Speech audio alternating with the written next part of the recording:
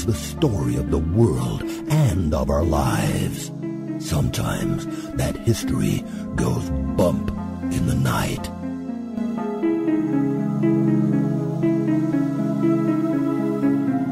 Broadcasting from the center of oddity and the supernatural in Central Florida, it's the History Goes Bump podcast.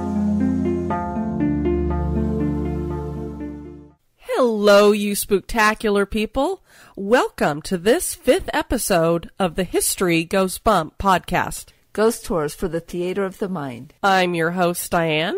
And this is Denise. And as you might be able to tell via the audio, we're both a little under the weather, so we don't have our perfect radio voices on this evening, so we hope you'll bear with us. Tonight's show, we're going to be featuring the Hollywood Roosevelt Hotel. But before we get into that, we just want to remind you to make sure to check out our website at historygoesbump.com. That's where you can find out everything you want to know about the show, from places to find the show, to our emporium, and various other things. Also, we want to let you know that Tuesday, this upcoming Tuesday, October 21st, we are going to be interviewed on the Right Stream Radio Network. Diane Giovanni started this network, and she is going to be our interviewer, and we will be on at 4 p.m. Eastern Time. So you'll have to figure that out according to whatever time zone you live in, but again, that is Tuesday, October 21st at 4 p.m. Eastern Time. We will be on there. It is a live show on Blog Talk Radio. So you will be able to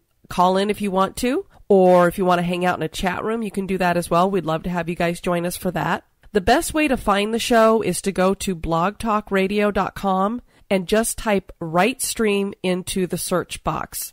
And that is right as in W-R-I-T-E, and then stream, S-T-R-E-A-M, all one word. I will also post the link at our various places that you can find us in the social networks, you know, Facebook, Twitter, Tumblr, Pinterest, Google+, all those places you can find us. I will post the link there, and after the interview is done, I also will post up the podcast so that you guys can listen to it after the fact if you're not able to listen to it live.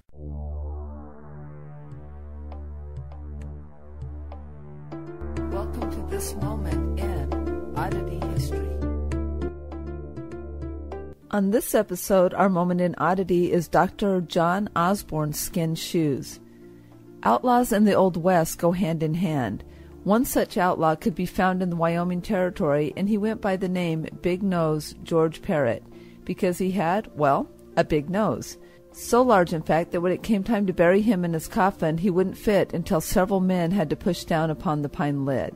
Dr. John Osborne claimed the body of Big Nose George and decided to use the body for study, particularly his brain, since he thought that George was criminally insane. The good doctor's wife had been committed for being criminally insane, and he thought studying Big Nose George's brain would help him find a cure. In the end, many people might consider Dr. Osborne the insane one because of what he did with George's body. The doctor removed skin from George's chest and legs and then had it sent to a tannery with orders to create a pair of shoes from the skin.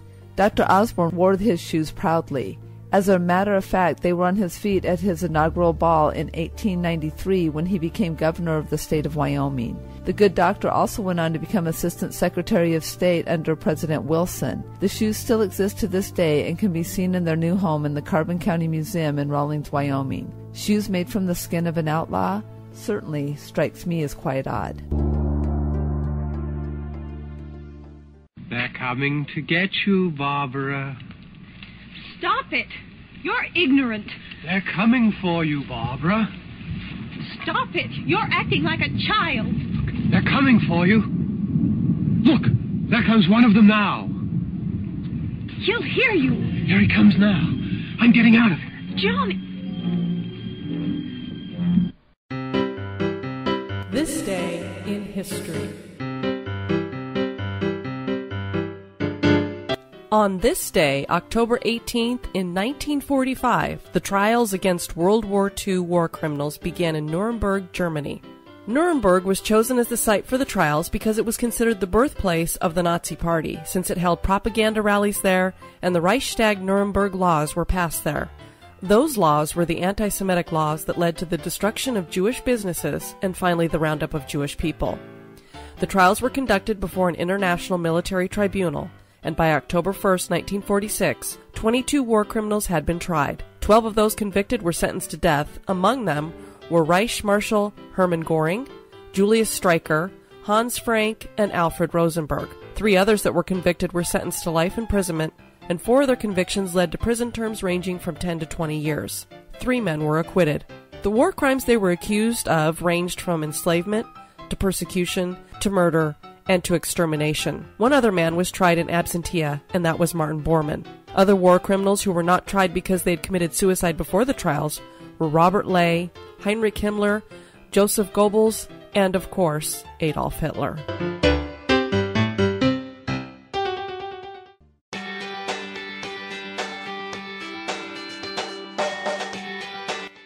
History Goes Bump, we pride ourselves on being commercial-free, and we will never charge you a subscription fee for content. Obviously, it's not free to produce the show, and research takes time. If you would like to support the show, please visit our Patreon page at patreon.com/History Goes Bump. You can support the show for as little as $1 a month, or perhaps you just want to make a one-time donation. Click the donate button on our website at historygoesbump.com. The best support, though, is sharing the show via your social networks. We appreciate all our fans, and thank you. The Hollywood Roosevelt Hotel is located in downtown Hollywood at 7000 Hollywood Boulevard. The architecture of the hotel is in the Spanish colonial revival style, featuring rounded Moorish windows and wrought iron chandelier and lights, with a giant lighted sign atop the edifice. You've probably seen it featured in many movies. The architects were Fisher, Lake & Traver, a short-lived architectural firm that also designed the Stillwell Apartments in Long Beach and the Phoenix Westward Ho Hotel. If the name of the hotel makes you think of a president, that would make sense because the hotel is named for President Teddy Roosevelt. Stalwarts of the Hollywood community financed the building of the hotel and included Mary Pickford, Louis B. Mayer, Sid Grauman, and Douglas Fairbanks. The hotel climbed to 12 stories and featured 300 rooms when it was finished, and it officially opened on May 15, 1927. The grand opening was celebrated with several celebrities, from Charlie Chaplin to Will Rogers to Greta Garbo. The Roosevelt fell into decline in the 1950s, and a new owner remodeled, painting the hotel a horrid seafoam green and demolishing the historic archways. The beautiful painted ceilings were also covered. The wrecking ball came calling in the 1980s, but the Radisson brought the building and attempted to restore the Roosevelt to its former glory, using historic photographs for guidance, and they did a good job. Thompson Hotels later brought the Roosevelt, and they manage it to this day. Parts of the Walk of Fame line the outside of the hotel, and the building beckons visitors to visit and transport back to the golden age of Hollywood. The hotel features vintage bowling lanes, an Olympic-sized pool with the David Hockney mural painted at the bottom, live theater, and the Tropicana bar. Unfortunately, the hotel has been extensively renovated and modernized by Thompson Hotels, which makes it perfectly comfortable for the modern era, but most certainly has lost a bit of its glitzy charm. Despite the interior renovations, the Roosevelt Hotel is one of the few historic treasures remaining in this area, along with the Chinese Theater that is a block to the east, and the El Capitan Theater that stands on Hollywood Boulevard as well. The Grand Blossom Ballroom of the Roosevelt hosted the very first Academy Awards in 1929, and it was banquet style. 13 statuettes were handed out by Al Jolson and Douglas Fairbanks, and the entire ceremony lasted a mere 5 minutes. This was the only time the Oscars were hosted at the hotel because it was not large enough for later ceremonies, and obviously it was the last time an award ceremony ever took 5 minutes. Don't you agree, Denise? Absolutely. I mean, how long does the Academy Awards go now? 5 hours? Something like that. One of the hotel's most famous guests practically made the Roosevelt Hotel her home. Marilyn Monroe lived in a poolside suite for 2 years after her star began to rise. She'd begun as a model, and that career started to take off just as she found herself newly single, having gone through her first divorce of, well, many. Thus, she made the hotel home and enjoyed sitting in a dark corner booth at the CineGrill, which is named Teddy's today. The room was the largest and best in the hotel, and that suite is now named for her. Marilyn also posed for her first ad ever, an ad for suntan lotion, on the hotel pool's diving board. Other famous people would make the Roosevelt Hotel home as well. Clark Gable and Carole Lombard lived in a penthouse there, and that penthouse is now named for them. Along with the name change came a price change. A penthouse that Gable paid $5 a night for now runs a whopping $3,500 a night. Woo. Montgomery Clift lived at the Roosevelt during the filming of From Here to Eternity and paced the hallways of the 9th floor as he memorized his lines. You may also know Errol Flynn as Robin Hood, but did you know him as a bathtub ginner as well? The Roosevelt had a barber shop, and Flynn used a back room there to brew his famous gin recipe. And if you've seen The Little Colonel starring Shirley Temple, you may recall the fabulous tap dancing routine she does with Bill Bojangles Robinson in the film. They practice that routine in the Roosevelt Hotel on the stairs between the ballroom and the lobby.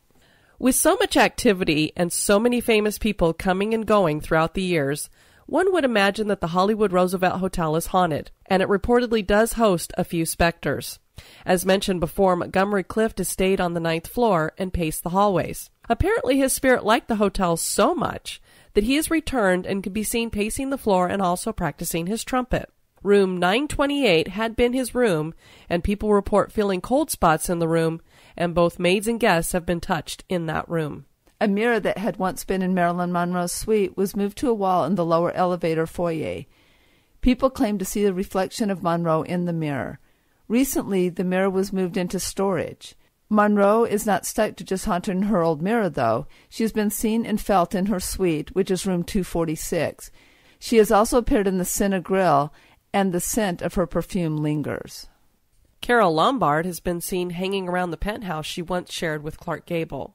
A couple of non-celebrity ghosts hang out in the Blossom Room. Psychics claim a nervous man in a tuxedo resides in there on occasion, and also another man in a white suit has been seen near and playing the piano. Piano music has been heard coming from the room when no one is there as well.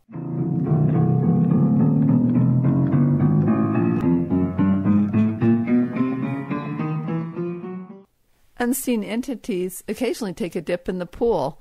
That'd make it different from those nighttime dips that you might want to go on while visiting the Roosevelt, just saying. The website, hauntedhouses.com, reports, quote, security guards have seen ghosts take a late night, early morning swim in the pool. One such ghostly resident decided to do so at 3 a.m. in the morning to beat the crowds. While the security cameras picked up his image at the pool, a security guard went down to investigate. He communicated through walkie-talkie that no one was there while he was waving his hands at the camera. However, on the security camera, the guard was waving his hands right through the apparition's head. You know, this story reminds me, since it's security guards and it's a security camera, I don't know how many of you have seen the video that's floating out there. It's gone viral, and there's a lot of news stations that have been reporting this story out of New Mexico, but there's a police station down there that is reportedly haunted. And if you haven't seen the video and you don't believe in ghosts, you might after you saw the video, because there's, first of all, it's the police who you trust, and they're watching on their security camera as this looks like a person walks through a back gated area that they have. I know I posted the video for this up at History Goes Bump on Facebook. I'm sure if you go to YouTube and search New Mexico Police Station Ghost, it'll come up. It started out as a pretty typical Saturday night. Espanola police officer Carl Romero was on duty, keeping an eye on the surveillance cameras around the station when he saw something in the sally port. At first, I thought it was like a polilla, like a fly, a moth. And then I saw the legs and it was a human. But not a real human? No, it was just a ghost. So Romero reported it and told his supervisors. Detectives showed us the camera that captured the image. They say there is no way in or out of the secured area without an open gate and alarm sounding. You can see it walk through. It walks in the direction of the old transport cages. And there's not really any way for it to get out through there, but it seems to walk right through that. Detectives say there's no logical explanation for this, not an issue with the lighting or a technical glitch. Turns out there are a lot of ghost stories around here. A lot of our officers have seen certain things. Some of our officers have felt what appears to be somebody breathing down their neck as they're working on reports in the briefing room. Cops at the station also report hearing strange noises in the middle of the night and seeing unexplainable images in the lobby area, too. Espanola police tell us, as far as they know, this is not an ancient burial ground, and they say the police station has been here since 2006, but no inmates have died here. But they do say there have been some unsolved murders nearby. Do you believe in ghosts? I do, actually. I do believe in ghosts. Do you think that was a ghost? I do. I do believe it was something. It's hard to say, but yeah, I do believe it was a ghost. These guys say they're not afraid of it, but it's definitely an image that haunts the officers who work here.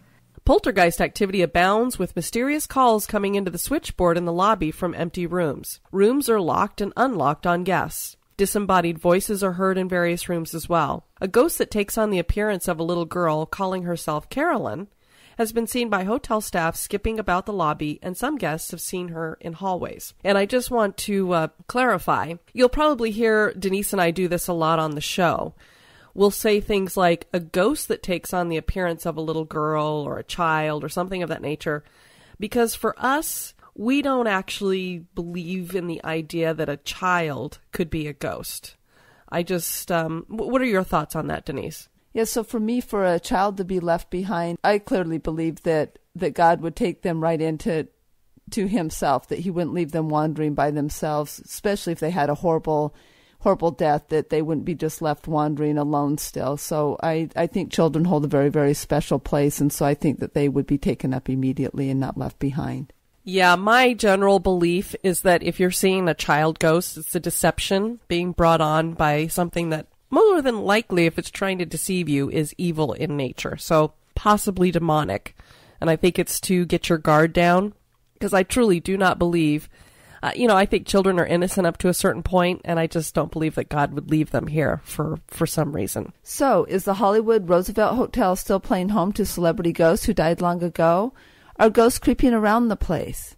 That is for you to decide. Well, that's it for our show this evening. We're so glad that you guys were here to join us. Now, if you're listening to the shows and archives down the road, this won't mean a lot to you, but if you are listening to them currently, we are sliding into that magical day of Halloween, which happens to be my favorite holiday. I think is it your second favorite, Denise? Yeah, I believe it's my second favorite. I like the Christmas holiday season a little bit more, but we go all out on both. Diane's already haunted up our front area and our lawn area, and so our house is looking great. We are working towards getting more neighbors to join so we can be the most haunted cul-de-sac in Claremont, Florida. Yeah, we have a little haunted cemetery out front, and I have a couple of other ideas for things that I want to add to it this year. And one thing I would recommend to you guys, over at YouTube, there is a couple, a husband and wife, and I believe they're under Hollywood Haunter, and they do little DIY videos of how to make very cheaply, generally speaking, props for your Halloween decorations in your front yard or your backyard or what have you. So if you want some ideas for some things that you can do to haunt up your place, I would highly recommend their videos to you. Now, since we are sliding into Halloween, we are going to have some special shows. Number one, we're going to have a Halloween special on Halloween. And what we would love to get from you guys is your own personal stories of paranormal, supernatural, unexplained experiences that you've had. So you can either write those up and email them to us, or you can, if you like to do the MP3 audio type thing, you can do a little, brief audio. Don't get too long-winded, and tell us your story. You can email that to us at historygoesbump@gmail.com. You can also use that email to send us any kind of feedback on the show that you would like to do. And then we will go ahead and share some of those stories on our Halloween special. That's going to be part of that show. Next week, we're going to do the Legend of Bloody Mary. And then following that will be the Villisca Axe Murder House. So that's what you've got coming into Halloween. And speaking of a Halloween special, I don't know how many of you know, some of you have been listeners of Diane's for a really, really long time. So you might know, but that's kind of what got this show its push, is that every Halloween, even when she was doing the political show, she always liked to do a Halloween haunted type show, and it was huge. And so that got her interested in doing our first live show that we tried to do, and then eventually becoming this podcast. So the history of our show kind of goes back to when Diane used to love to explore those types of stories, urban legends, hauntings, and especially real experiences. So please be involved. We love hearing your stories. And also, we love to get your reviews over at iTunes and Stitcher. So we just ask if you subscribe at either one of those places that you give us a little review. We would greatly appreciate that. Well, that's it from us. Thanks so much for tuning in. This has been Diane. And Denise. You guys take care now. Bye-bye. Check out the website at historygoesbump.com.